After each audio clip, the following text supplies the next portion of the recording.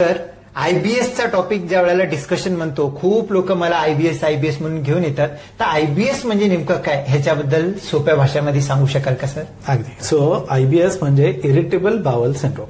तर हा महत्वाचाही टॉपिक आहे, खूप कॉमन आहे आणि खूप त्रासदायक आहे. सिरियस नाहीये.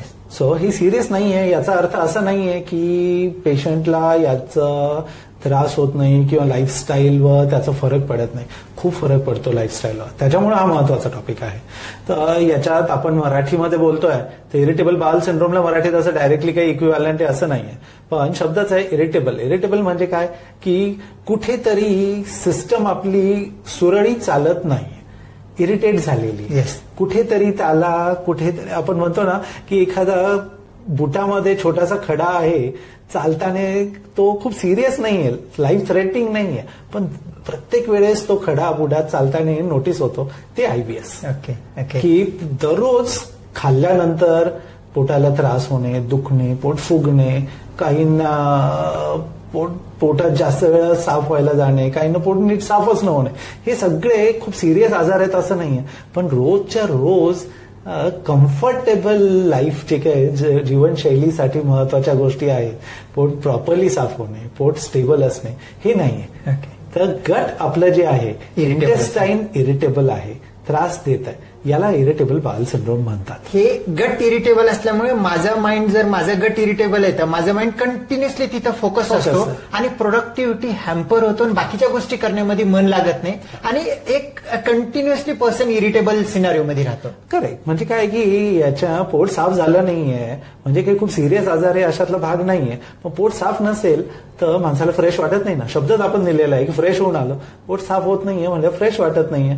फ्रेश नाही वाटत आहे तर तो माणूस प्रोडक्टिव्ह असू शकत नाही. त्यामुळे हे इरिटेबल बावल सिरियस जरी नसलं तरीही लाईफस्टाईलला रोज अफेक्ट करणारी गोष्ट आहे, म्हणून ती जास्त महत्वाची आहे. ओके.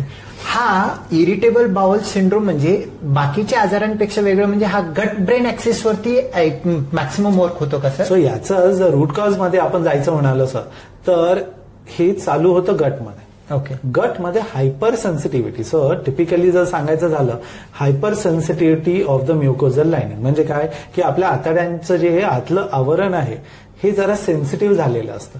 सेन्सिटिव्ह म्हणजे काय, नाजूक. आपल्या साध्या शब्दात म्हणूया की पचन संस्थेचं लायनिंग नाजूक झाल्यामुळे पचन संस्थेमध्ये बिघाड निर्माण होतो. की तिथे काही डॅमेज नाही होते लायनिंगला, पण कधी कधी लायनिंगला इरिटेट झाल्यामुळे आतड्यांचे स्नायू स्पाझममध्ये जातात, पेन होतं, आतडे जास्त फंक्शन व्हायला लागतात, जुलाब होतात, कधी कधी नीट फंक्शन होत नाहीत, कॉन्स्टिपेशन होतं, बद्धकोष्ठ होतं.